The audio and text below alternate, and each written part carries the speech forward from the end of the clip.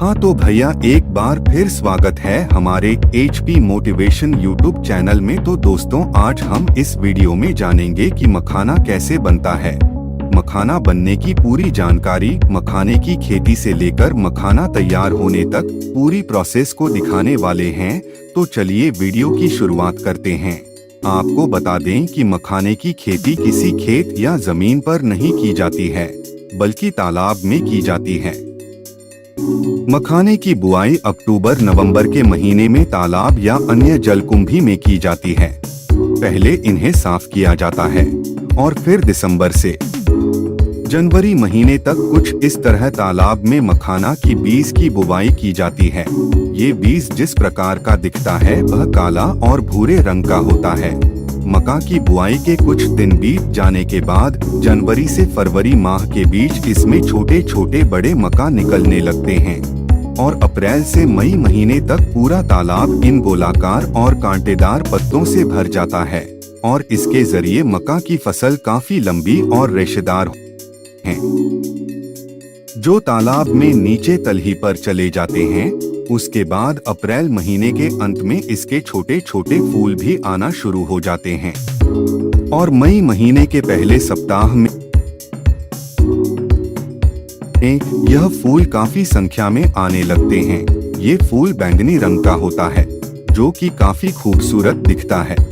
अब मई महीने के अंत से फल भी आना शुरू हो जाते हैं और इसमें बीज की बात करें तो औसतन एक फल में 70 से 110 बीज होते हैं और यही बीज आगे चलकर मखाना बनने वाला है। जुलाई के महीने तक मखाना का फल तैयार हो चुका होता है, इसलिए यह पानी के अंदर ही फटने लगता है, जिससे इसका बीज पानी पर तैरने लगता है और इस बीज के चारों तरफ मुख हल्के गुलाबी रंग का ऐसा कवर होता है और जब 1-2 दिन बाद गुलाबी रंग का कवर गल जाने के बाद सफेद हो रहा है, बीज तालाब के अंदर तलहटी पर बैठ जाता है और अगस्त-सितंबर माह में मखाने का पत्ता भी गलना शुरू हो जाता है, जिसके बाद तालाब से उन पत्तों की सफाई कर ली जाती है और मखाने का जो बीज पानी के अंदर बैठ गया था अब उसे बाहर निकाला जाता है, जिसके लिए ये किसान लकड़ी से बनी इस बड़ी सी छलनी टोकरी, जिसे यहाँ की भाषा में गांदही कहा जाता है, उसकी मदद से कुछ लोग इस तरह से पानी के अंदर से मखाने के बीज को निकालते हैं। हमारे किसान भाई बहुत कड़ी मेहनत से इस काम को करते हैं और अब सारा बीज निकल चुका है। इसे कुछ इस तरह पैरों से मसलकर बीजों की सफाई करते हैं, जिससे बीज के ऊपर का कवर निकल जाता है और विलियन बीज को पानी से साफ कर लेते हैं। बाद में इन्हें बोरों में भरकर इसके अगले प्रोसेस के लिए तैयार किया जाता है। इसके लिए इन सभी मखानों के बीजों को दूध में अच्छी तरह से सुखा लेते हैं और फिर खास प्रकार के चलने से छानकर अलग अलग आकार वाले बीजों को अलग कर लिया जाता है और इन बीजों को अच्छी तरह फैलाकर धूप में सुखाया जाता है, जिससे इसका रंग काले से गहरे लाल रंग में बदल जाता है। उसके बाद इन बीजों को उसी दिन बिना बालू मिट्टी के करैया में भूना जाता है और फिर बाद में इन बीजों को टोकरियों में ठंडे छायादार जमीन पर कुछ दिनों तक रखा जाता है, जिसमें बीज के छिलके और अंदर का मुलायम लावा ढीला हो जाता है और थोड़ा थोड़ा करके इन बीजों को करनाल में भूना जाता है। आपको बता दें कि बीज को भूनने के लिए जार में ये एक लोहे की कढ़ाई की जरूरत पड़ती है।